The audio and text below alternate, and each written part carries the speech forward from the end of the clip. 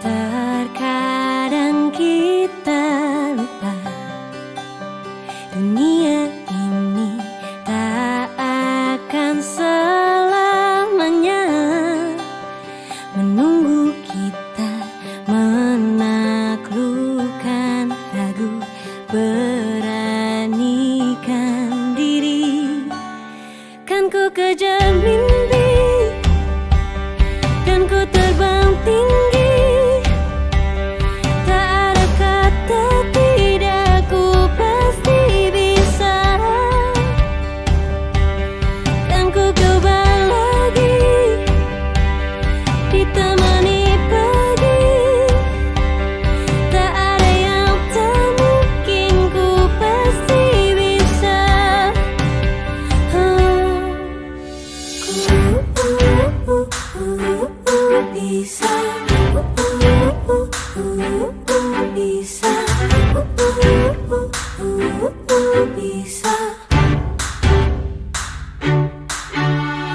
Terkadang kita lupa dunia ini tak akan selamanya menunggu kita menaklukkan ragu, beranikan diri.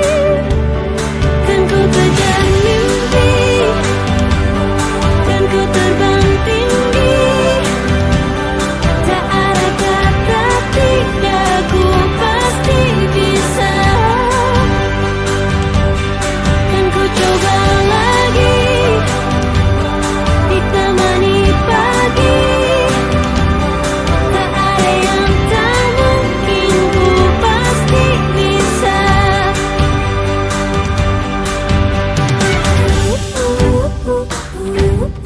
Bisa,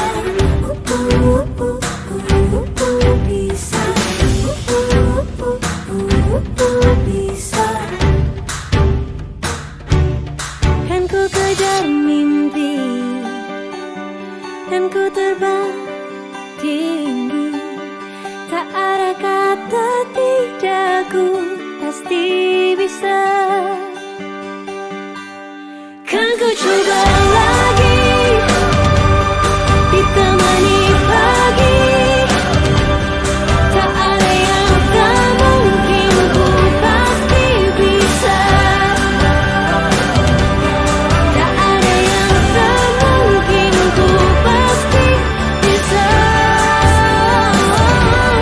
Tak ada yang tak mungkin, ku pasti bisa.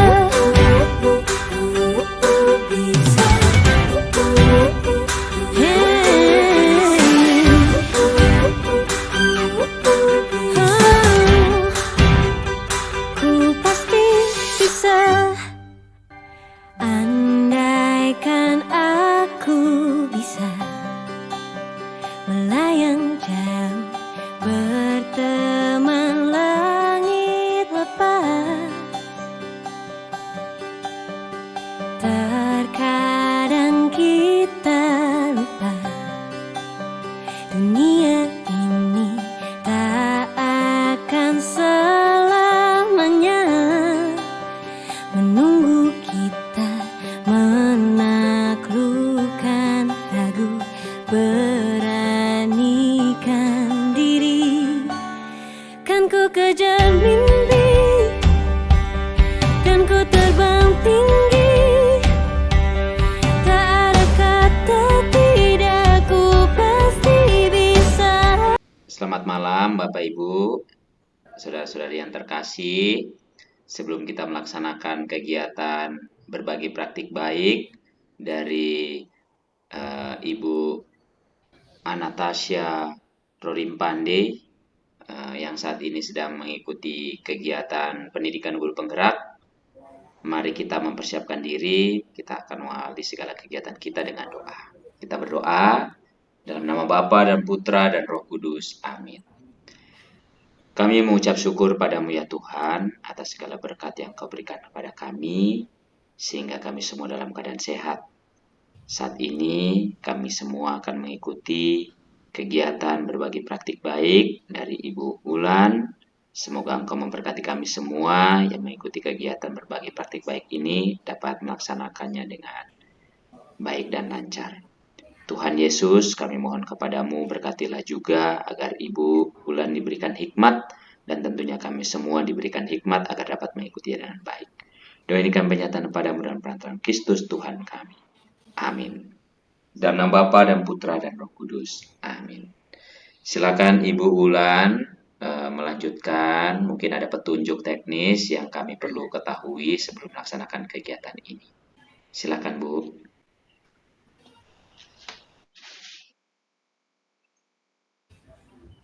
Ya, selamat malam Bapak Ibu guru yang hebat-hebat. Terima kasih untuk kesediaan waktunya pada malam hari ini. Sudah bersedia bersama-sama dengan saya, tentunya untuk memang untuk judulnya berbagi praktik baik, tapi ini lebih kepada bagaimana kita semua bisa belajar bersama tentang penerapan budaya positif di sekolah kita. Nah, untuk lebih lengkapnya saya akan mencoba share screen.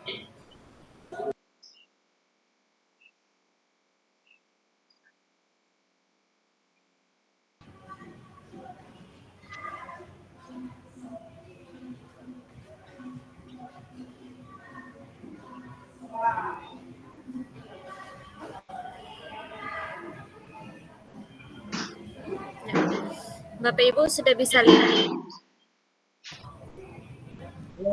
Sudah. Ya, oke. Ya. Aksi nyata pada malam hari ini adalah salah satu bentuk dari pembelajaran calon guru penggerak pada modul yang ke-1.4 yaitu penerapan budaya positif. Jadi, Bapak Ibu sekalian, latar belakang penerapan budaya positif itu adalah penerapan budaya positif harus dilakukan agar pembiasaan hal baik dapat konsisten dilaksanakan, dan hal ini harus dimulai dari sekarang dan dapat dimulai oleh diri kita sendiri. Nah, budaya positif harus diterapkan untuk mewujudkan sistem pendidikan yang berpihak pada murid. Pasti Bapak Ibu guru sudah pernah mendengar tentang filosofi Ki Hajar Dewantara. Nah, itu tujuannya adalah membuat pembelajaran yang berpihak pada murid. Jadi sebagai pendidik kita harus maksimal dalam menerapkan budaya positif. Untuk menciptakan budaya positif di sekolah, ada konsep-konsep inti yang harus kita pelajari bersama. Yang pertama yaitu disiplin positif, teori motivasi perilaku manusia, yaitu berhubungan dengan hukuman dan penghargaan, posisi kontrol guru, pembuatan keyakinan sekolah atau keyakinan kelas, dan penerapan segitiga restitusi dalam penyelesaian masalah. Ya Bapak Ibu guru, sebenarnya hal-hal ini kita mungkin sudah pernah melakukannya di sekolah kita, tapi kita belum tahu, oh ternyata saya sudah pernah melakukannya. Ya, dalam penerapan budaya positif di sekolah, perlu kerjasama yang baik antar warga sekolah. Dengan komunikasi dan kolaborasi kerjasama akan terwujud dengan baik. Jika budaya positif telah terwujud, maka akan ada murid yang bahagia secara lahir dan batin. Guru yang saling mendukung dan menguatkan, serta lingkungan sekolah yang nyaman dan aman. Yang pertama di sini kita akan diskusi bersama atau sharing tentang disiplin positif. Tujuan dari disiplin positif adalah menanamkan motivasi pada diri murid. Hal tersebut supaya mereka dapat menjadi pribadi yang mereka inginkan dan tentunya dapat menjadi diri mereka sendiri dengan nilai-nilai keyakinan yang mereka miliki. Selanjutnya, dengan adanya motivasi dalam diri, sama halnya memunculkan motivasi intrinsik yang dapat berdampak jangka panjang sehingga murid tidak akan terpengaruh terhadap suatu hukuman atau penghargaan. Nah, Bapak Ibu, sebenarnya masih banyak saya lihat di sekolah kita yang menggunakan sistem penghargaan atau hukuman dalam menyelesaikan permasalahan pada anak didik kita. Ya, disiplin positif juga adalah proses pendisiplinan terhadap anak tanpa memberikan ancaman atau memberikan hukuman.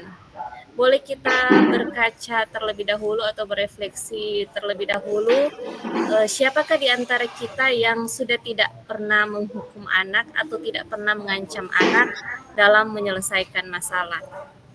Saya yakin kita sebagian besar masih melakukan hal ini. Konsep inti yang kedua adalah motivasi perilaku manusia. Yang pertama itu adalah motivasi eksternal. Jadi kadang-kadang anak-anak itu berlaku turut kepada guru, apa yang guru inginkan itu karena yang pertama untuk menghindari ketidaknyamanan atau hukuman. Yang kedua untuk mendapatkan imbalan atau penghargaan dari orang lain. Yang kedua adalah motivasi internal. Ada juga motivasi internal, ini berarti murid tersebut ingin menjadi orang yang mereka inginkan dan menjadi diri sendiri dengan nilai-nilai keyakinan yang mereka miliki. Atau menghindari hukuman atau pemberian penghargaan yang berlebihan agar meminimalisir motivasi eksternal dalam diri murid. Konsep inti yang ketiga adalah posisi kontrol guru. Nah, Bapak Ibu, sebagai guru, kita seringkali berada pada 5 posisi ini. Yang pertama adalah posisi sebagai penghukum, kedua pembuat merasa bersalah, yang ketiga posisi teman, yang keempat posisi pemantau, dan yang kelima ini posisi manajer. Kalau penghukum pasti Bapak Ibu sudah tahu, karena kalau orang mengurus anak yang bermasalah di sekolah, kebanyakan kita masih memakai posisi ini, posisi penghukum. Jadi untuk menyelesaikan masalah kita seringkali menghukum anak. Yang kedua, pembuat merasa bersalah. Seringkali kita berkata kepada anak, kamu ini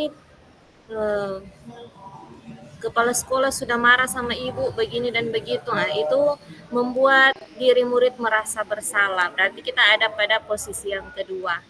Yang ketiga, posisi teman. Saya lihat juga sudah banyak dari rekan-rekan guru yang sudah menerapkan posisi teman ini. Jadi menyelesaikan masalah dengan memposisikan diri sebagai teman dari murid. Yang keempat, posisi pemantau. Jadi kita sering bertanya pada murid apa yang akan dia lakukan sambil kita memantau hasil dari refleksi dirinya. Dan yang kelima ini posisi manajer. Untuk berada pada posisi manajer, sebenarnya dia juga sudah, seorang guru itu sudah bisa memposisikan diri sebagai teman, pemantau sekaligus manajer. Ya. Sedangkan posisi kontrol yang harus diterapkan guru itu adalah sebagai manajer. Guru melakukan suatu kegiatan bersama murid, kemudian mempersilakan murid untuk mempertanggungjawabkan perilakunya dan mendukung murid agar menemukan solusi atas permasalahannya sendiri. Posisi manajer ini mengacu pada teori restitusi yang dapat menjadikan murid sebagai manajer bagi dirinya dalam mencari solusi sehingga tercipta identitas positif dalam dirinya. Jadi kedepannya Bapak Ibu kita semua diharapkan ada pada posisi manajer ini. Konsep inti yang keempat adalah keyakinan sekolah atau keyakinan kelas. Saya yakin Bapak Ibu sudah menerapkan ini. Di kelas-kelas juga saya lihat sudah banyak yang terpampang keyakinan atau yang sebelumnya kita kenal dengan kesepakatan kelas. Nah, ini sebenarnya bukan hanya semata-mata peraturan yang kita buat untuk menghindari kesalahan yang dilakukan murid, tapi sebenarnya guru berperan dalam mewujudkan nilai keyakinan sekolah atau keyakinan kelas dengan adanya kesepakatan guru dan murid. Jadi ini sebenarnya harus muncul dari diri murid sendiri, bukan guru yang buat, tapi hasil kesepakatan antara murid dan guru. Keyakinan sekolah atau kelas mengandung pertanyaan yang universal yang mudah diingat, dipahami, dan harus diterapkan di sekolah. Usahakan kita menghindari kata-kata negatif, misalnya tidak mengambil barang milik orang lain. Jadi kata-kata yang mengandung unsur negatif itu usahakan dihindari. Lebih baik kita mengambil yang positifnya, misalnya saling menghargai atau menghargai barang milik orang lain, seperti itu.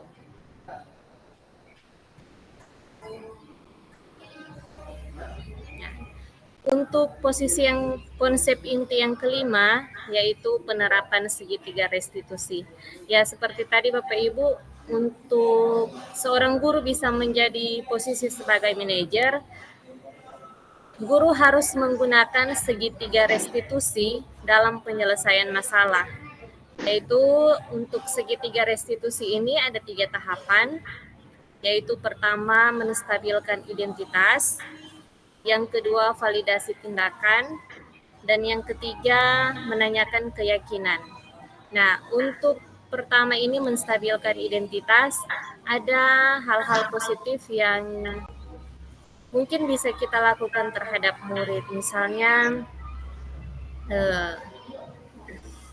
memang semua orang pernah berbuat salah, tapi kita juga harus menanyakan apa alasan dari mereka dalam melakukan tindakan tersebut. Misalnya, banyak yang kita lakukan sekarang ini ketika menghadapi murid yang bermasalah, contohnya datang terlambat.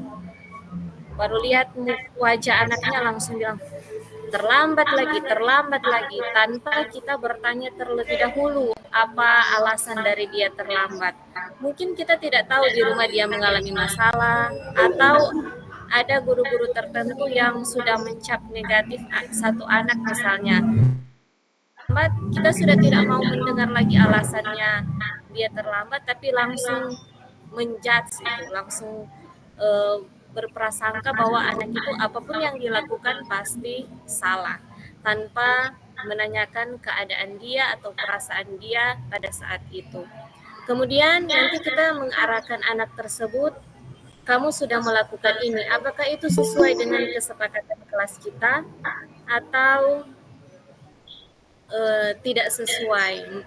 Ketika mereka membuat sebuah kesepakatan kelas atau kesepakatan sekolah, mereka dengan sendirinya akan sadar, oh ibu ternyata saya sudah salah, apa yang saya lakukan tidak sesuai dengan kesepakatan yang telah dibuat di dalam kelas atau kesepakatan sekolah. Jadi kita balik lagi bertanya, nah kalau begitu apa yang akan kamu lakukan untuk memperbaiki kesalahanmu? Tidak serta-merta guru langsung bilang, oh besok ibu mau gunting tuh rambut sependek. Tidak seperti itu juga.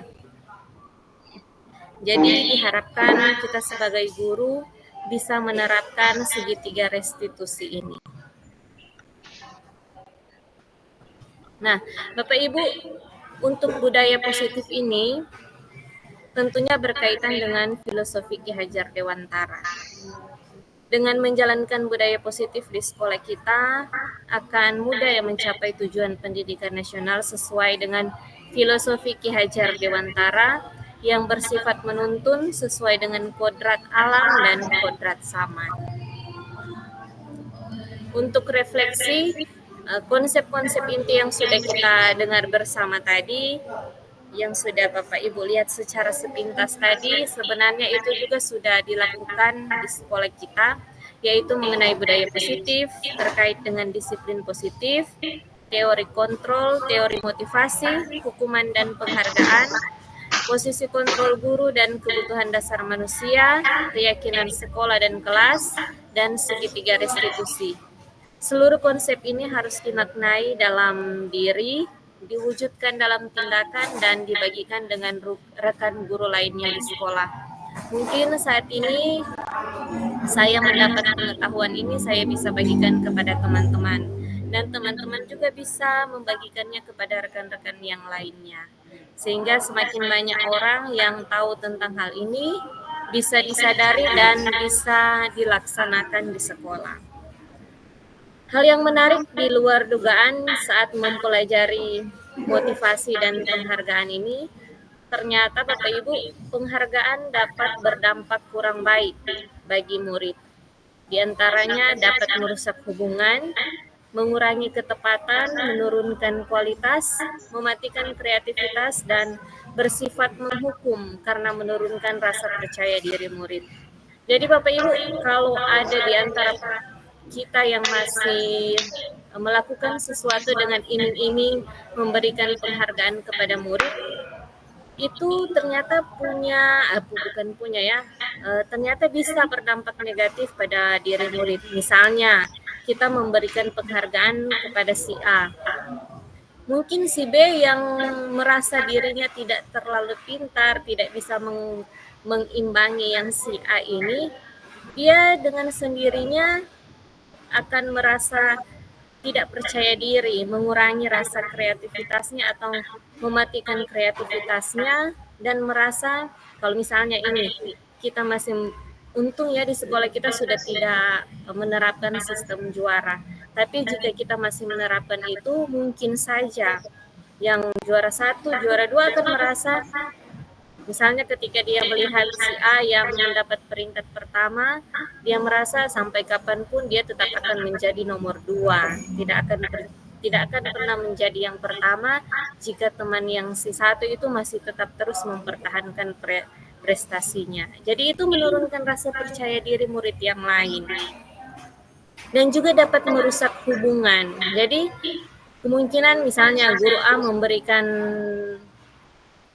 kepada siswa penghargaan ketika berhasil membuat tugas, sedangkan guru yang satunya tidak melakukan hal demikian.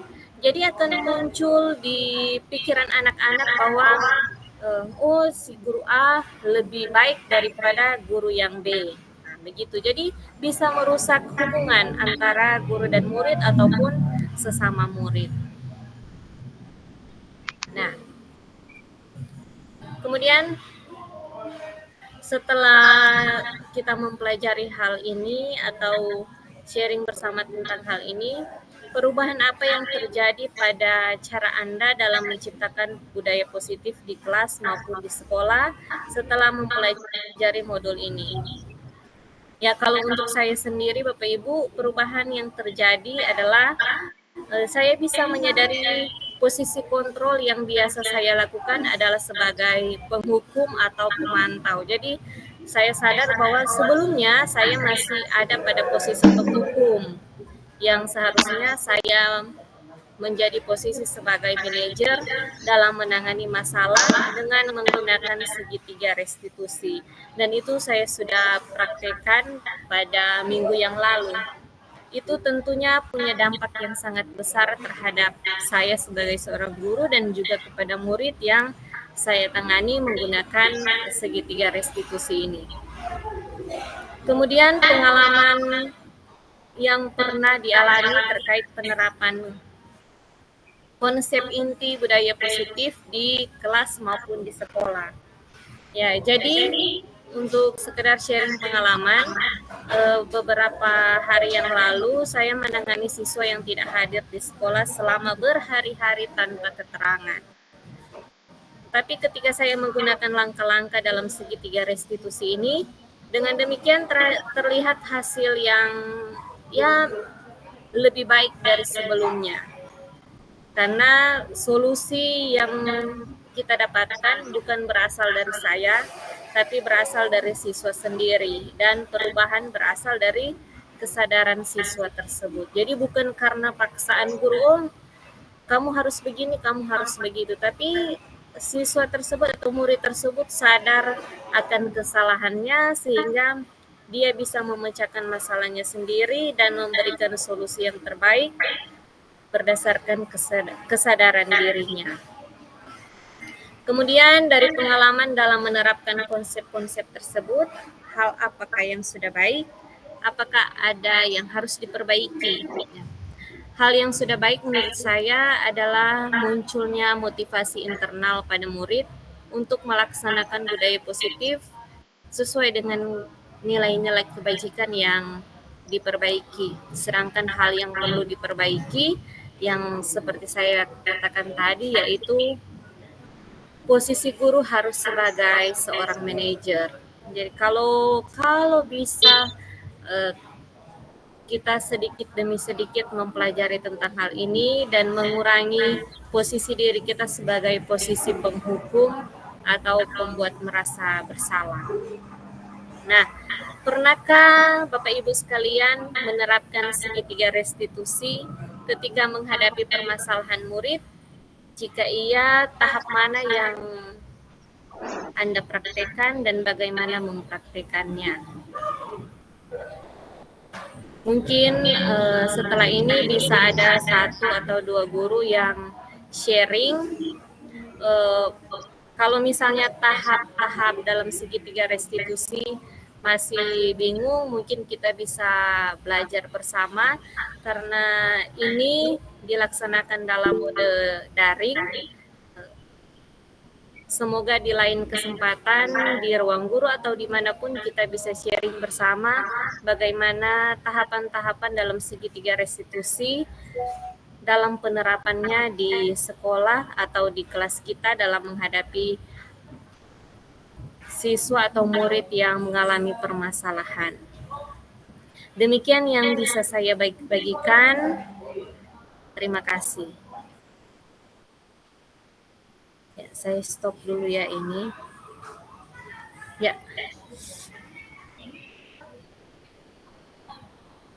Bapak Bagus, silakan. Silakan. Ya, baik. Terima kasih untuk kesempatannya diberikan, Bu. Saya sangat tertarik mendengar dan melihat paparan materi dari Ibu. Ya, terus terang, kalau saya melihat dari posisi kontrol, saya berusaha untuk menjadi seorang manajer, tapi kendala saya itu saya masih menjadi guru yang apa ya, membuat murid menjadi merasa bersalah.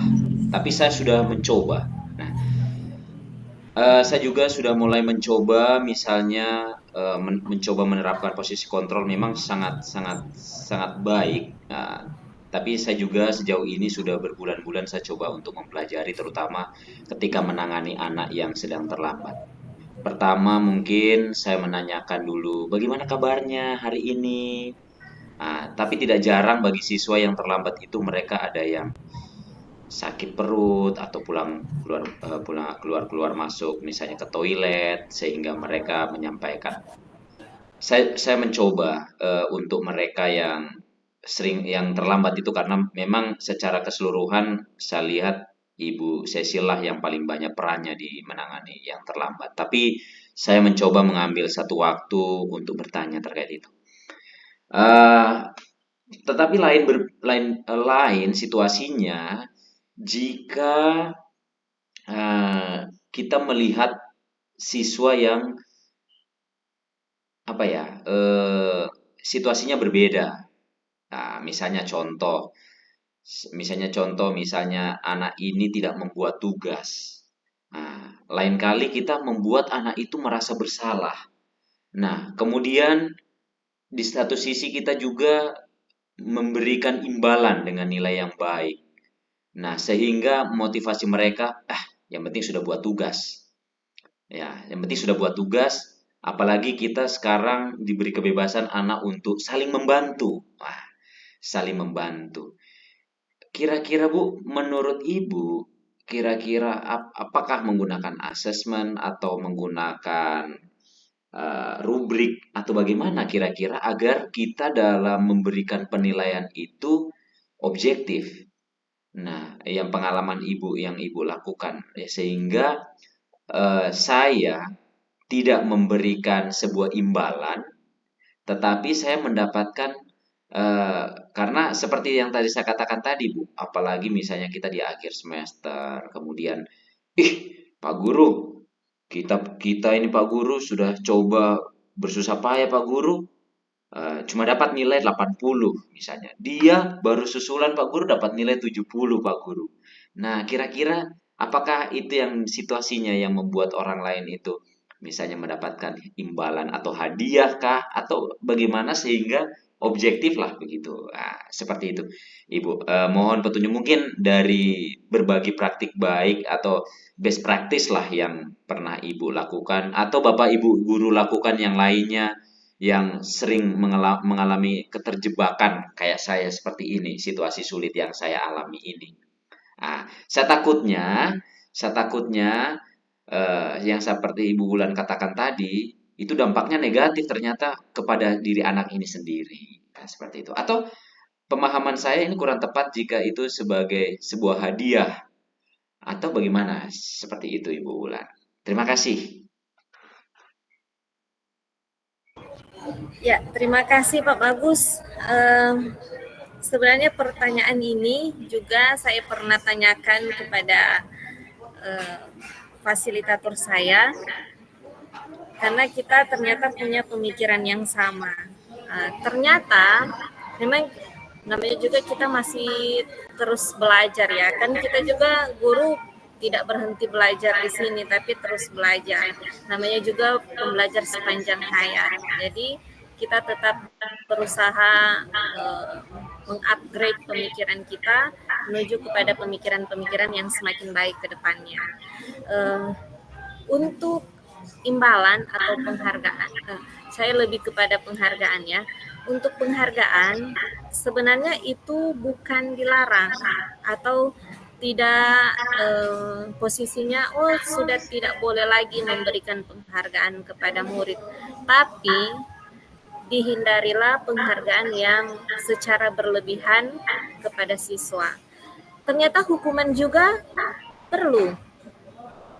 Ada kasus-kasus tertentu yang memang kita harus memberikan hukuman, tapi jangan lagi berlebihan. Jadi segala sesuatu yang berlebihan itu pasti tidak baik. Jadi tergantung kasus saja. Karena setelah sharing-sharing juga dengan teman-teman yang lain, ternyata banyak juga orang-orang yang sukses di kemudian hari karena dia benar-benar meresapi hukuman yang diberikan oleh gurunya terhadapnya dan membuat anak tersebut sadar. Jadi kita juga tidak serta-merta mengatakan bahwa tidak boleh menghukum anak, tidak boleh memberikan penghargaan kepada anak, tapi sesuai konteks ketika kita sudah menerapkan segitiga restitusi atau sudah seperti yang Pak Bagus katakan tadi, menanyakan keadaan, alasan, tapi ternyata tetap tidak menemukan solusi atau sudah berulang-ulang kali dilakukan, melanggar atau tidak menaati kesepakatan kelas yang sudah dibuat bersama, ketika itu mungkin peran kita sebagai guru untuk memberikan hukuman yang sewajarnya bisa dilaksanakan. Seperti itu, Pak. Atau ada yang masih kurang jelas atau tidak terjama oleh jawaban saya, mungkin bisa diulang lagi. Terima kasih Bu. Saya sudah menangkap intinya, jangan terlalu berlebihan, objektif lah seperti itu sehingga penilaian kita juga to the point ya. Oke, baik. Jadi saya juga bisa menyimpulkan ternyata bantuan dari rubrik penilaian itu sangat penting ya, sehingga kita juga jangan salah melakukan penilaian, apalagi zaman sekarang anak-anak itu sudah pintar membanding-bandingkan. Nah, seperti itu. Oke, terima kasih banyak Ibu untuk penjelasannya. Mungkin ada Bapak Ibu guru yang lain yang akan berbagi best practice, silahkan. Oh, Pak Sisko. Ya, terima kasih Pak Bagus. Saya lihat di sini Pak Guru Sisko sudah mengangkat tangan.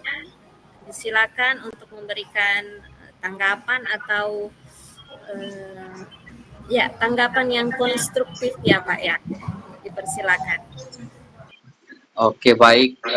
Terima kasih. Sangat menarik topik yang saya boleh pelajari dari pembahasan Ibu tadi. Tapi saya lebih ke disiplin positif. Dari penjelasan Ibu tadi, di mana menjelaskan bahwa ini disiplin positif merupakan sebuah pendekatan yang dimana untuk membentuk kepercayaan diri seorang anak ya. Jadi di situ. Dan kemudian dari penjelasan Ibu tadi menjelaskan bahwa disiplin positif itu membuat mendorong anak-anak supaya lebih percaya diri tanpa hukuman dan hadiah. Sama seperti yang disampaikan Pak Bagus tadi. Memang menjadi seorang guru itu kalau sesuai dengan yang dijelaskan tadi, Ibu menjelaskan mengenai disiplin positif itu seringkali menjadi sebuah dilema di mana berbicara tentang hukuman dan hadiah. Mungkin saya sudah pernah share dengan teman-teman yang lain, di mana ada satu buku, mungkin Pak Christian Andriel mungkin tahu ini, di mana hukuman itu merupakan sebuah pendidikan. Kalau kita melihat sebelum kurikulum merdeka, berapa kurikulum sudah berganti. Kalau di zaman saya kurikulum 93, 94, di mana itu hukuman itu merupakan bagian dari pendidikan, dan di mana saya juga ternyata dibentuk dari hukuman-hukuman yang pernah saya alami lalu saat saya masih sekolah. Dan buktinya atau sampai sekarang saya masih ingat dengan kejadian-kejadian seperti itu, yang dimana dari kejadian itu saya belajar dari sebuah kesalahan, saya belajar sampai sekarang ini. Setelah muncul kurikulum merdeka, memang ini disiplin positif selalu selalu disampaikan terus. Tetapi melihat perkembangan sekarang, peserta didik yang menggunakan kurikulum yang lama, tapi bukan kurikulum 2013 yang sudah lama, tentang moral mereka, tentang etika mereka, berbeda dengan sekarang. Kalau waktu lalu kita sangat menghormati guru, sangat punya etika yang baik, tapi dibandingkan dengan sekarang, karena mungkin ini cuma sebatas sharing ya, pengaruh juga dengan yang namanya disiplin positif ini. Karena anak-anak sudah lagi tidak diberikan hukuman, ataupun sudah tidak diberikan ganjaran, ataupun sebagai bentuk proses pendidikan. Mungkin mereka sudah lebih, kalau dikatakannya sudah lebih manja ya, karena guru-guru hanya selalu memberikan dorongan-dorongan seperti itu.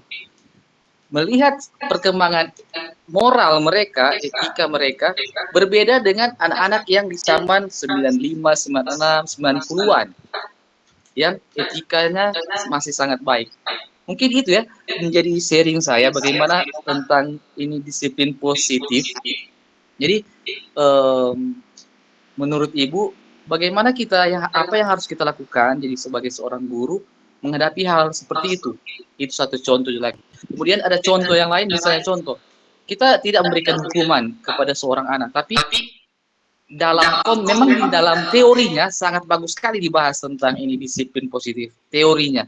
Tetapi dalam praktik keseharian, apalagi kita yang selalu berinteraksi langsung dengan anak-anak, ada anak-anak yang memang sangat sulit diatur dan harus dapat hukuman, dan hukumannya juga harus setimpal dengan apa yang dia buat. Bagaimana Ibu menanggapi mengenai hal itu? Kalau kita hanya memberikan suatu dorongan supaya mereka terbentuk kepercayaan diri, mengontrol diri, tapi kalau di lapangannya nanti, banyak di lapangannya yang kita jumpai anak-anak yang susah sekali diatur.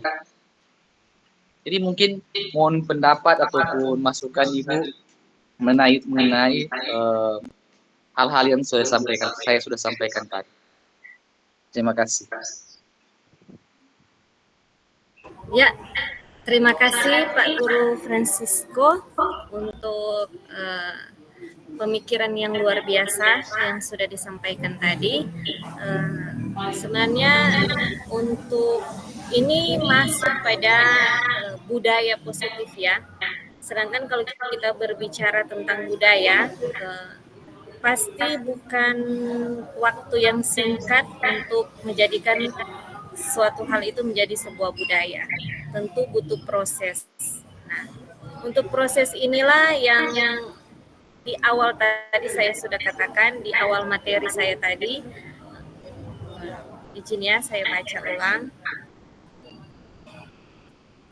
Nah, ini adalah pembiasaan hal baik yang dapat konsisten dilaksanakan, yang harus dimulai dari sekarang dan dapat dimulai oleh diri kita. Jadi untuk seperti yang Pak Sisko katakan tadi, Pak Sisko saja terbentuk dari hukuman-hukuman tersebut. Berarti kan itu sudah dari sekolah ya, berarti sudah lama. Dan itu sudah membudaya tentang hukuman itu. Begitu juga dengan budaya positif ini. Mungkin sekarang kita tidak bisa melihat dampaknya, tapi ketika kita berusaha melakukannya, tadi ada konsep-konsep inti yang berhubungan dengan budaya positif, mulai dari misalnya memunculkan motivasi dari dalam diri siswa, dan itu memang tidak gampang dan tidak mudah. Dan untuk hukuman sendiri, saya juga sudah menjawab pertanyaan yang Pak Bagus katakan tadi. Saya juga tidak mengatakan bahwa hukuman itu tidak boleh. Boleh, tapi sesuai dengan porsinya. Dan mungkin ini memang baru sedikit ya yang kita pelajari bersama. Mungkin kita bisa belajar bersama lagi tentang hukuman, konsekuensi, dan sanksi. Mungkin pemikiran kita akan lebih terbuka ketika kita tahu akan 3 hal ini. Jadi tentang konsekuensi, sanksi, dan hukuman. Nah, untuk secara garis besarnya, mungkin lain waktu kita bisa belajar bersama, bisa sharing bersama. Tapi untuk sekarang, jika akan menjawab pertanyaan dari Pak Sisko, saya pernah membaca sebuah statement. Tadi saya cari-cari memang untuk yang berhubungan dengan hukuman. Jadi hukuman itu memang kebutuhan siswa. Ya, hukuman itu memang kebutuhan siswa, namun harus tepat dosisnya. Jadi seperti obat memang. Mungkin yang bekerja di bidang kesehatan lebih tahu ya. Jadi harus sesuai dengan dosis. Nah, hukuman itu seperti obat. Harus diberikan dengan dosis yang pas. Jika pas, ia akan menyembuhkan. Dan jika berlebihan, ia akan merusak. Namun, jika sama sekali tidak diberikan hukuman, dipastikan ia malah akan tumbuh liar. Nah, itu kan misalnya kesalahan yang dilakukan siswa itu seperti penyakit ya. Jadi kita untuk menghukum itu dikatakan sebagai memberikan obat terhadap siswa, tapi harus sesuai dengan dosisnya, dan dosis tersebut akan pas. Seperti itu Pak Sisko. Baik, terima kasih atas mungkin penjelasan yang disampaikan oleh Ibu Anastasia. Jadi dari penjelasan itu saya ambil garis garis merahnya ya, atau apa namanya? Berarti sekarang ini kita kan membentuk peserta didik untuk 10 atau 20 tahun ke depan. Jadi dari sekarang ini kita membentuk mereka menjadi generasi selanjutnya. Jadi masih menjadi pertanyaan, apakah disiplin positif tanpa memberikan hukuman kepada anak-anak bisa terbentuk di tahun atau 10-20 tahun ke depan? Kan belum ada, kita buka gambaran. Kalau dari kurikulum yang lama itu kan contohnya ada pendidikan moral Pancasila, ada apa, kita dibentuk dari situ semua kan. Nah, dan hasilnya sekarang generasi kita ini. Oke. Jadi sekarang kita akan coba membentuk manusia-manusia baru atau peserta didik baru untuk 10-20 tahun ke depan. Jadi berarti untuk tentang disiplin positif ini masih ada tanda tanya, apakah bisa berhasil atau tidak? Maksudnya begini, kalau waktu yang lama kan kita di tahun sekarang ini dibentuk dari kurikulum yang lama, dari kurikulum pendidikan moral Pancasila, pendidikan moral, budi pekerti, dibentuk jadi sekarang ini. Nah, sekarang kita akan mencoba membentuk peserta didik baru atau manusia-manusia baru dengan kurikulum yang baru, dengan penerapan disiplin positif, budaya positif yang baru yang sudah Ibu tadi sampaikan, tapi kita belum tahu hasilnya, jadi masih menjadi rahasia. Apakah ini akan berhasil atau tidak? Jadi mungkin itu menjadi tantangan PR kita ke depan, kita semua bersyukur kalau memang lewat kegiatan atau lewat dari budaya positif, disiplin positif ini mereka bisa menjadi peserta didik yang memang bermoral ataupun lebih mempunyai etika yang baik di 10-20 tahun depan, oke. Tapi juga ini masih menjadi tanda tanya buat kita semua. Apakah bisa berhasil atau tidak? Kan kita belum lihat ke depannya. Mungkin cuma itu yang bisa saya sampaikan. Terima kasih, Bu. Ya, terima kasih Pak Sisko. Sebelum saya memberikan tanggapan, saya lihat Pak Bagus sudah mengangkat tangan. Mungkin sudah ingin sekali menanggapi. Disilakan Pak Bagus. Oke, terima kasih. Saya semakin tertarik membahas ini. Oke, Pak Sisko, saya juga sependapat dengan Pak Sisko, tetapi mungkin saya punya pandangan yang agak berbeda sedikit ya. Di zaman kita itu pernah dimarah tanpa dikasih tahu apa alasannya kita dimarah. Dan kita berhasil, benar tidak? Iya. Saya pikir sekarang itu kita lebih dikuatkan lagi dengan kemampuan kita menjelaskan ke anak-anak kenapa dia dimarah. Pasti mereka akan lebih berhasil dari kita. Nah, oleh karena itu kita saat ini kita bukan hanya melarang tetapi kita menjelaskan kenapa dilarang. Di zaman kita dulu, kita tidak pernah tahu alasannya kenapa kita harus tidur siang. Cuma dibilang tidur siang. Kita tidak pernah dijelaskan kenapa kita harus tidur siang. Itu contoh simpel. Tapi kita saat ini berhasil. Cerita-cerita itu akan selalu berkembang bagi kita yang menerapkan dengan baik. Mungkin kita adalah produk-produk orang tua yang disiplin, tetapi disiplinnya luar biasa. Nah, mungkin kita juga akan menjadi guru yang dapat menerapkan disiplin positif, asalkan kita dapat menerapkan dengan baik. Apabila kita juga tidak melakukan dengan baik, saya pikir kita juga akan menjadi pribadi yang gagal. Termasuk kita juga pasti dalam penerapannya itu gagal. Itu pendapat saya seperti itu. Disiplin positif itu sangat baik karena kita diajak untuk melakukan diskusi. Nah, ini juga ada cerita yang baik. Mungkin Bapak pernah mendengar sekolah di Brito. Jika pertanyaan ini saya lemparkan kepada Bapak. Jika Bapak masuk kelas dan Bapak melihat seorang anak sedang duduk di atas meja, menurut Bapak atau teman-teman Bapak Ibu yang ada dalam grup ini atau Ibu Wulan, menurut Ibu atau Bapak pada saat Bapak mau mengajar atau Ibu mau mengajar ketika melihat anak Bapak Ibu duduk di atas meja, sekarang juga respon Bapak Ibu apa? Pasti mau marah atau pasti meminta mereka turun. Bukan begitu? Nah, tapi kita harus berpikir secara luas. Kita ajak mungkin dengan cara disiplin positif ini mengingatkan terkait kesepakatan, berkaitan kalau saya tangkap dari pertanyaannya penyampaiannya Ibu Wulan tadi, apa alasan kamu terlambat? Nah, mungkin kita bisa bertanya lagi, apa alasan kamu duduk di atas meja? Jika kita berpikir yang luas, mungkin ada sesuatu alasan yang bisa disampaikan di sana. Tapi jika seperti itu yang terjadi pada diri saya, pasti saya akan bertanya, oke, silakan kamu duduk di atas meja, asalkan dia bisa menyampaikan sesuatu yang masuk akal, bisa dipertanggungjawabkan. Tetapi dengan syarat, kamu tidak bisa lakukan itu kepada guru lain. Karena guru lain konteksnya berbeda. Nah, seperti itu. Itu pendapat saya terkait situasi disiplin positif ini kan belum ada hasilnya. Tapi penjelasan itu sangat penting. Kita harus memberitahu kepada anak, kenapa kamu harus menghormati orang lain, tentu dengan alasan lain. Oleh karena itu, setiap orang, setiap keluarga, anak-anak ini terdiri dari keluarga-keluarga yang berbeda. Situasinya berbeda di zaman dulu. Di zaman dulu, orang itu pekerjaannya mungkin, ya sekarang pekerjaannya lebih luas, bahkan lebih kompleks lagi. Saat ini dengan kesetaraan gender, bisa memungkinkan bahwa setiap keluarga memungkinkan semua bisa bekerja. Papa mama bekerja sehingga anak terlantar. Tetapi kita harus menguatkan apa istilahnya ini ya? Nilai-nilai baik dalam keluarga, nilai-nilai baik dalam keluarga untuk kita kuatkan dan di sekolah juga kita beri pendampingan. Ya, seperti itu. Kalau dengar dari ceritanya Ibu Wulan tadi, ada anak-anak yang terlambat yang luar biasa tidak sekolah-sekolah, itu kan latar belakang di lingkungan keluarga yang kita tidak bisa kontrol.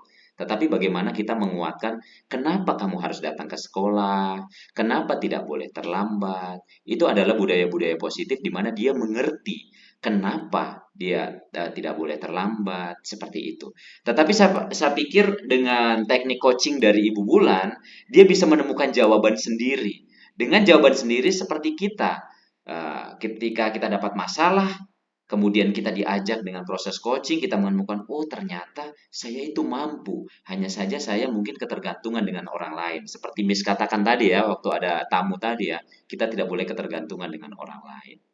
Jadi mungkin pandangan saya seperti itu. Mungkin dari teman-teman yang lain punya pandangan yang berbeda, tetapi saya optimis dengan budaya positif ini kita bisa berhasil di kemudian hari. Yang penting kita laksanakan dengan baik. Itu pendapat saya. Terima kasih Bu Wulan. Mungkin ada masukan dari Bapak Christian. Terima kasih.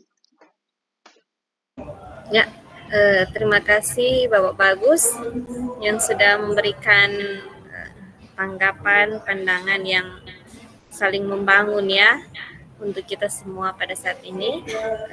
Di sini Bapak Christian sudah mengangkat tangan. Disilakan Pak jika ingin menyampaikan sesuatu. Ya, terima kasih.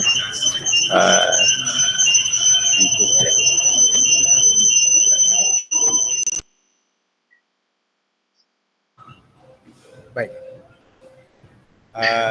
Saya tertarik tadi dari komentar Pak Sisko. Ya, memang benar. Saya juga generasi yang yang tumbuh dari pendidikan ala kolonial dengan penggunaan kurikulum tahun 94 dan terakhir kurikulum KBK. Tapi saya harus jujur bahwa memang sekarang saya jadi guru, tetapi saya trauma di sekolah dengan gaya kolonial, di mana kepala kami dibenturkan di meja kalau salah menjawab, ya sampai, dan dulu selalu itu terjadi di mata pelajaran matematika. Makanya sampai sekarang saya merasa saya tidak pinter-pinter di pelajaran matematika karena takut dengan gaya belajar kolonial yang diterapkan oleh guru. Begitu juga dulu guru fisika saya. Guru fisika saya yang saya ingat sampai sekarang, kalau saya salah jawab selalu kepala saya dibenturkan dengan kapur. Atau saya, dan itu fisik. Lalu ada pernyataan yang pernah keluar di mulut beliau bahwa saya itu dungu karena tidak bisa matematika. Nah, itu masih tertanam sampai sekarang. Yang berhasil adalah saya takut tidak masuk kelas. Tapi yang tidak berhasil sampai sekarang ini saya tidak suka dan saya tidak mengerti pelajaran itu. Jadi memang benar, mungkin pengalaman yang saya alami itu mengubah semuanya pada saat kondisi pendidikan di Papua. Ini bicara masalah budaya. Pertama kali saya datang di Papua, anak-anak itu harus dipukul sampai berdarah baru mendengar. Itu pernyataan kepala sekolah. Kalau Bapak Guru tidak pukul sampai berdarah, berarti anak merasa tidak dihukum. Anak merasa tidak mendapatkan ganjaran. Dan itu yang terjadi. Tapi saya pikir, oh iya, masyarakat Papua berarti harus diperlakukan seperti itu. Karena ya, keras, kepala batu, dan lain-lain. Tapi 2 tahun setelah itu, saya bergabung di satu komunitas sekolah yang terang, ini sebenarnya jauh sebelum diterapkan di kementerian kita, itu sudah diterapkan oleh salah satu sekolah di pedalaman Papua yang memang konsepnya konsep misionaris. Nah, mereka sudah memperkenalkan budaya konsekuensi, bukan hukuman. Dan setelah itu dipraktekkan, ternyata anak-anak Papua bisa loh diajar, dididik dengan cara yang konsep disiplin positif. Tidak harus berdarah-darah, tidak harus dipukul dengan balok, mereka ternyata bisa dan menjadikan mereka lebih manusiawi. Jadi mungkin yang salah konsep sekarang adalah banyak orang berpikir bahwa mendidik anak itu harus dengan marah-marah, harus dengan mengancam mereka. Iya benar, anak pasti akan menurut di saat itu. Tetapi tidak ada sebenarnya yang tertanam. Yang tertanam hanyalah pertama mungkin seperti saya.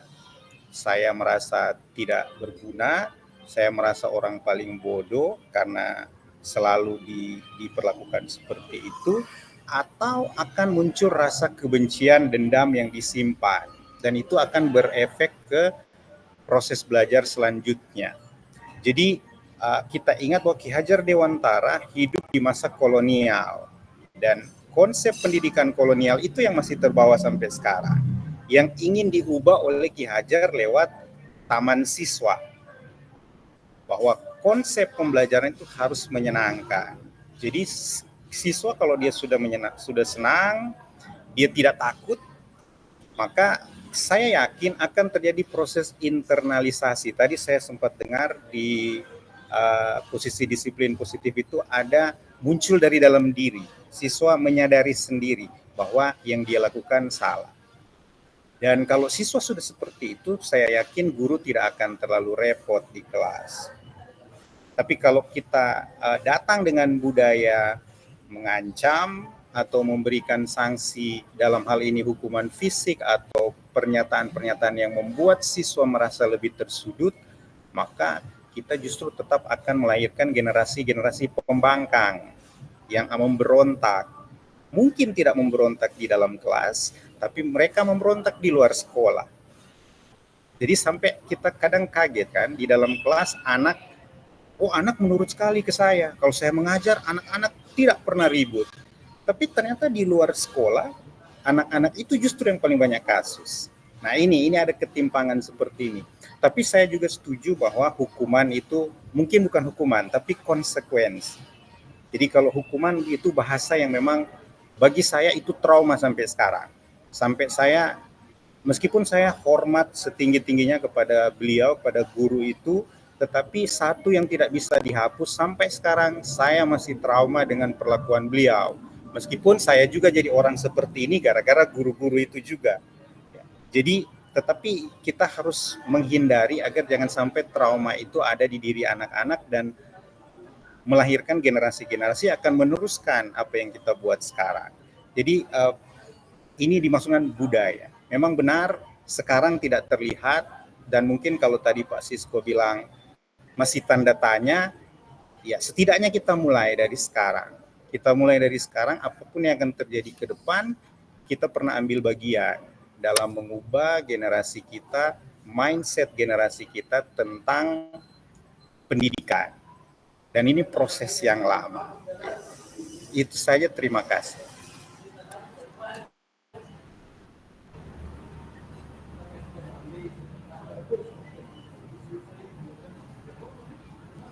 Ya, terima kasih Bapak Christian yang sudah membagikan pengalaman praktik baik juga ya Pak ya, bagaimana perasaan Bapak sampai pada saat ini, pemikiran-pemikiran Bapak ya, sebenarnya yang Bapak Ibu pikirkan sebenarnya tidak ada yang salah ya untuk kekhawatiran dari Pak Sisko.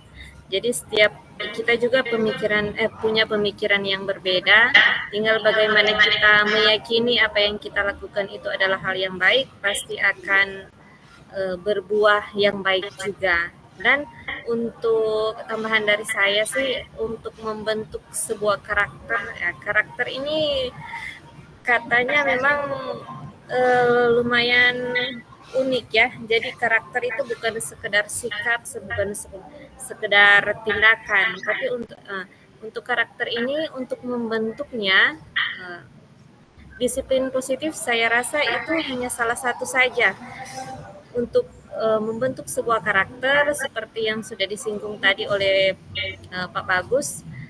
Pendidikan dalam keluarga juga itu penting. Bagaimana cara anak belajar juga itu bisa mempengaruhi karakternya. Jadi untuk saya, pemikiran saya ya, mungkin bisa berbeda dengan pemikiran Bapak Ibu, tapi disiplin positif ini mungkin hanya sebagai salah satu dari proses pembentukan karakter anak. Bisa juga ada faktor-faktor lainnya yang mempengaruhi. Tapi seperti yang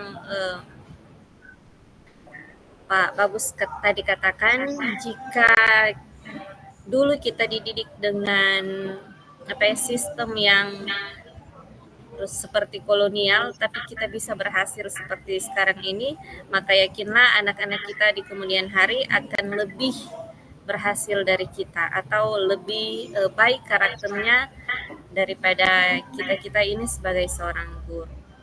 Jika ada Bapak Ibu guru yang lain yang ingin menambahkan atau menanggapi, disilakan. Bu Rizka?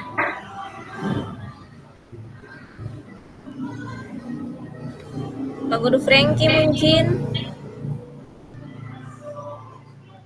Oke, baik. Selamat malam semua.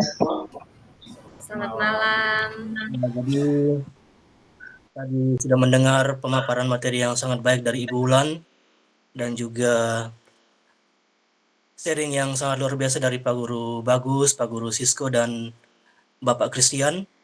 Dan dari tadi saya tertarik dengan ini posisi kontrol guru, ya, posisi kontrol guru. Jadi ada sebagai penghukum, kemudian pembuat merasa bersalah, sebagai teman, sebagai pemantau, dan sebagai manajer. Jadi seperti tadi yang Andre ceritakan, Bapak Christian ceritakan tadi, bahwa Bapak Christian seringkali mendapat hukuman yang bisa dikatakan sudah melebihi batas, ya. Tapi kalau saya secara pribadi,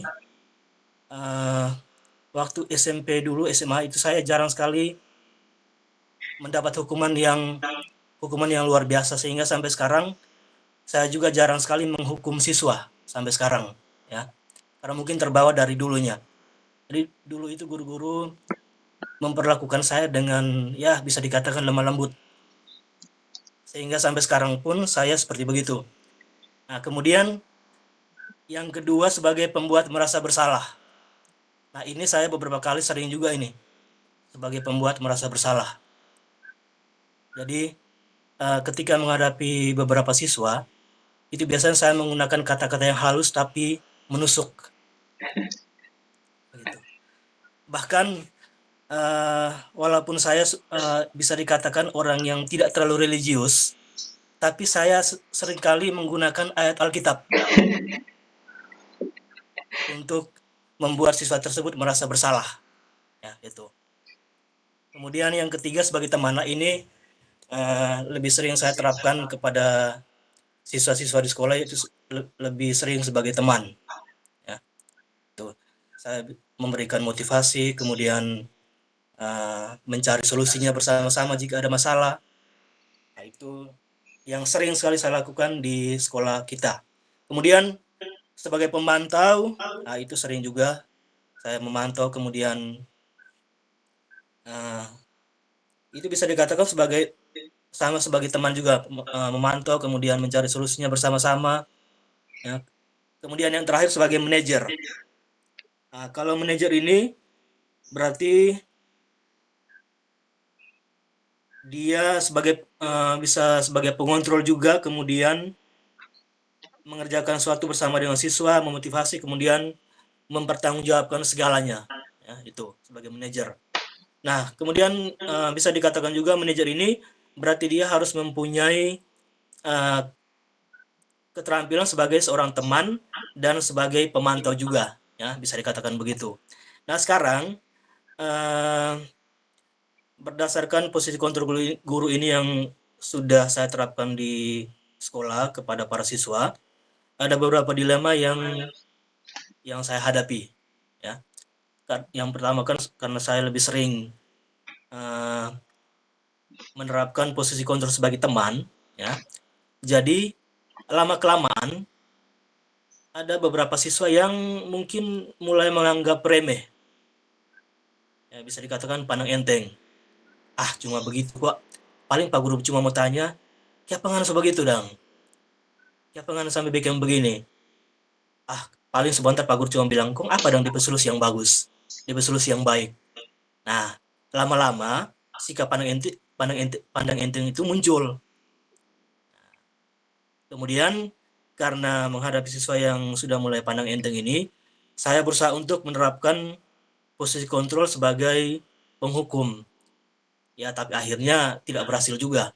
Ya, karena memang tidak terbiasa untuk menghukum yang berat-berat. Jadi pertanyaan saya, kira-kira solusi mana yang terbaik supaya bisa menyelesaikan dilema yang saya hadapi ini? Sebagai teman, ya lama-kelamaan pandang enteng.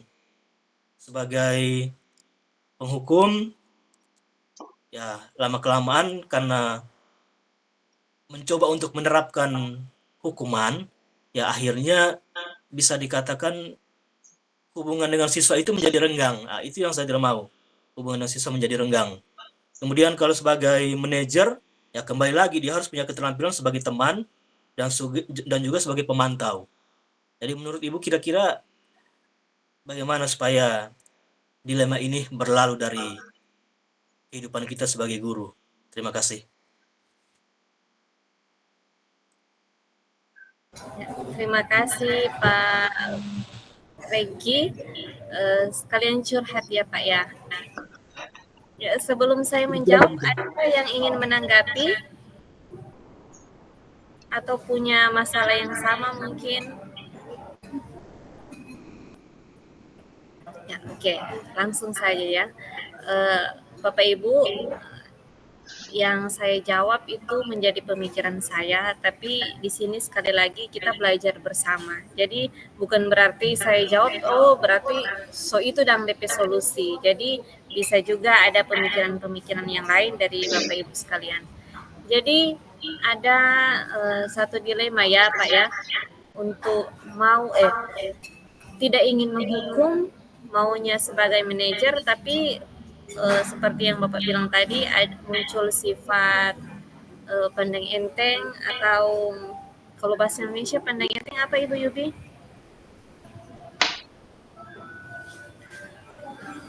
Menganggap remeh. Ya? Menganggap remeh enggak sih? Ya, menganggap remeh. Ya, betul. Ya, ada kita di posisi, siswa mau bilang, kurang begitu-begitu terus Pak Guru nak mungkin menghukum. Jadi mungkin di sini yang perlu dilihat kembali adalah motivasi dari siswa tersebut. Mungkin motivasi dalam diri mereka belum benar-benar, kalau tadi kita belajar tentang motivasi dari sikap perilaku manusia itu ada yang eksternal, ada yang internal. Mungkin Bapak sudah menerapkan sebagai manajer, tapi motivasi anak-anak melakukan penyelesaian masalah itu belum terlalu tepat ya. Jadi mungkin mereka melakukan itu hanya untuk menghindari hukuman. Jadi jawab-jawab saja apa yang Pak Guru tanyakan, itu menghindari hukuman. Tapi belum benar-benar menyadari bahwa hal itu seharusnya tidak boleh dilakukan. Jadi ini memang suatu harus ada benang merahnya ya. Jadi mulai dari memunculkan motivasi dalam diri manusia, dalam diri anak tersebut yang akan kita tangani kasusnya. Jadi kalau menurut saya itu dulu yang harus dilihat kembali, motivasi dari siswa tersebut. Kalau memang mereka hanya ingin menghindari hukuman, ya benar saja mereka pasti akan melakukan hal-hal yang seperti Pak Guru lakukan tadi. Tapi jika mereka memang benar-benar motivasinya untuk mengubah kebiasaan yang tidak baik dari dalam diri mereka sendiri, yang motivasi tersebut muncul, mungkin setelah Bapak menerapkan posisi sebagai manajer, yaitu seperti tadi Bapak sendiri mengatakan bahwa untuk posisi sebagai manajer berarti dia juga sudah mempunyai keterampilan ada pada posisi teman, memantau maupun manajer dalam menyelesaikan masalah.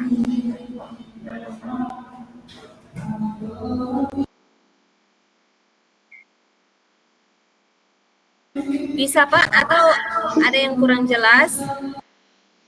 Oke, baik Ibu Wulan, terima kasih untuk tanggapannya, dan berarti sekarang perlu menggali dulu itu motivasi siswa seperti apa, Kang. Berarti perlu usaha yang lebih supaya bisa menggali motivasinya seperti apa, dan supaya motivasi itu bisa dilakukan, diterapkan oleh siswa yang bersangkutan. Oke, baik, terima kasih untuk jawabannya. Terima kasih, Bu Wulan.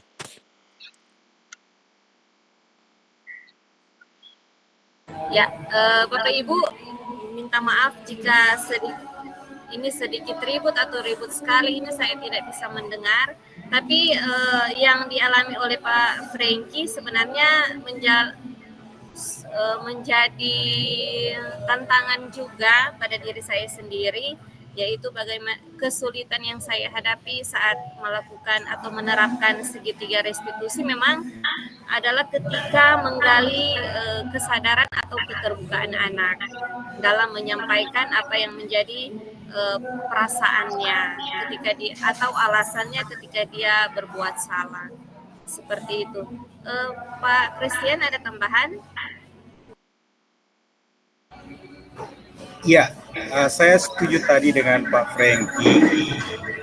Perasaan kita sama, Pak, karena menghadapi anak-anak ya SMP, SMA, ya kadang menjengkelkan. Makanya saya lebih senang dengan istilah konsekuensi. Banyak guru ingin menyelesaikan masalah dengan sekali memberikan hukuman selesai. Padahal anak-anak ini bukan hanya saat itu saja sebenarnya. Ada proses lama sampai mereka bertingkah seperti itu. Jadi ini peran wali kelas, peran kita sebagai guru mapel. Kalau dulu kami punya sistem di Papua, sistem semacam istilah victory story, cerita-cerita kemenangan.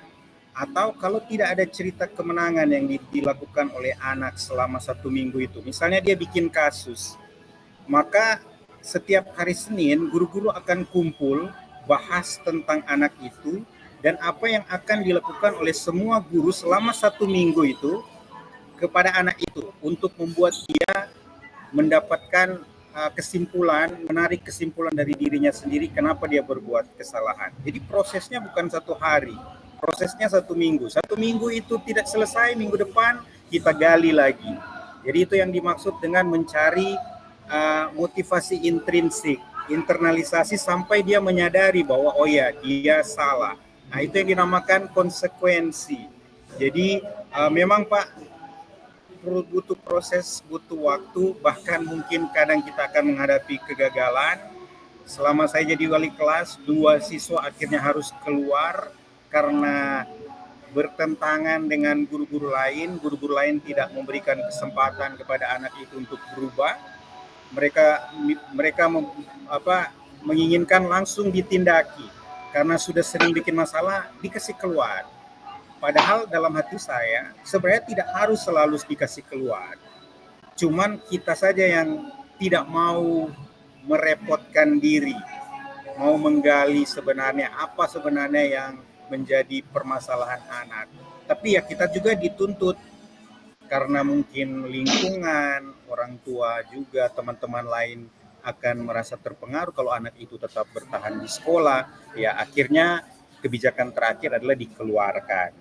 Padahal proses mengubah anak itu cukup lama. Jadi salah satu penyesalan terbesar saya adalah pada saat harus mengambil bagian membuat keputusan anak keluar dari sekolah gara-gara kasus dan anak itu langsung dicap tidak bisa berubah. Nah itu mungkin yang jadi pemikiran panjang di dunia pendidikan, apakah memang harus selalu dikeluarkan anak-anak yang ada masalah. Karena setelah saya dengar di sekolah berikut dia bikin lagi masalah, ya akhirnya lama-lama dikucilkan.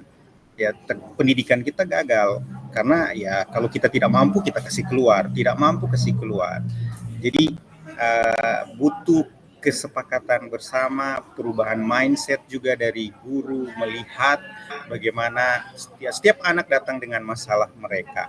Jadi saya sangat senang Pak Franky juga mengutarakan itu, karena kami juga mengalami hal yang sama, hanya tinggal kesepakatan dari guru-guru bagaimana kita mau mengatasi anak-anak seperti itu. Apakah dengan cara langsung dikeluarkan, langsung diberikan hukuman, atau kita mau percaya pada proses, meskipun kita dibatasi oleh waktu juga, ya, sehingga kadang harus mengambil keputusan untuk dikeluarkan. Itu yang masih menjadi masalah di dunia pendidikan kita. Bagaimana menghadapi, kita hanya mau menerima anak-anak yang baik-baik saja.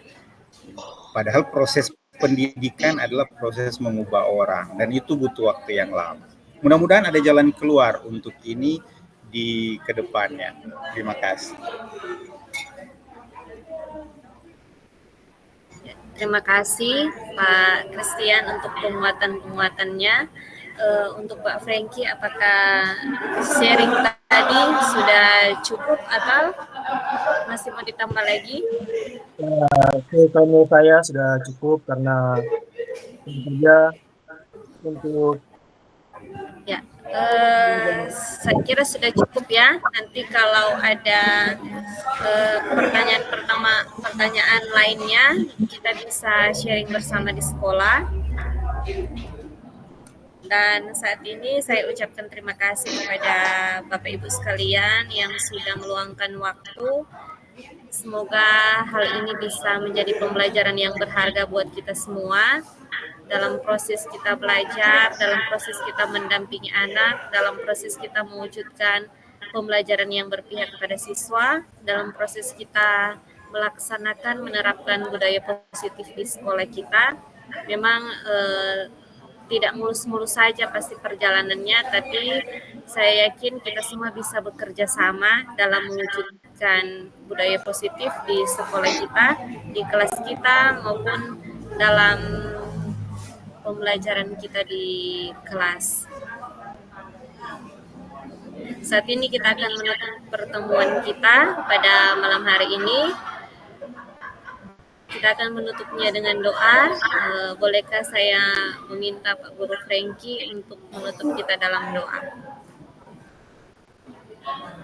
Bapak Ibu sekalian, setelah mengikuti kegiatan kita pada malam hari ini, kita akan mengakhiri kegiatan kita dengan doa. Kita berdoa dalam nama Bapa dan Putra dan Roh Kudus. Amin.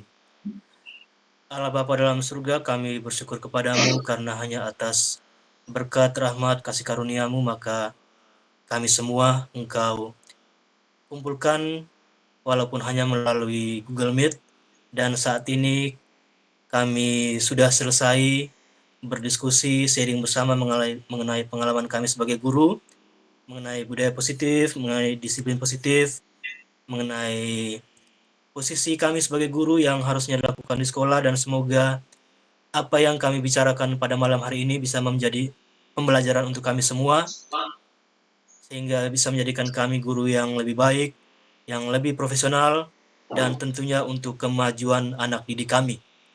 Sekarang kami akan melanjutkan aktivitas kami. Semoga kami selalu melakukan aktivitas dalam nama-Mu dan selalu berhasil dengan baik. Inilah yang menjadi doa kami yang kami sampaikan kepadamu dengan perantaraan Kristus Tuhan kami. Amin. Dalam nama Bapa dan Putra dan Roh Kudus. Amin.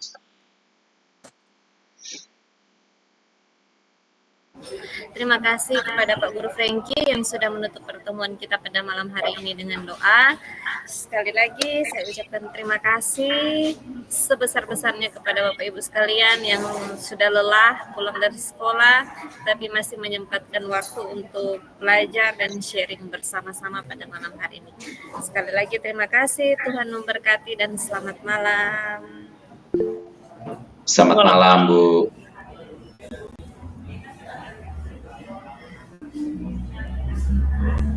Pak Bagus, so kelar? Sudah, Bu. Terima kasih.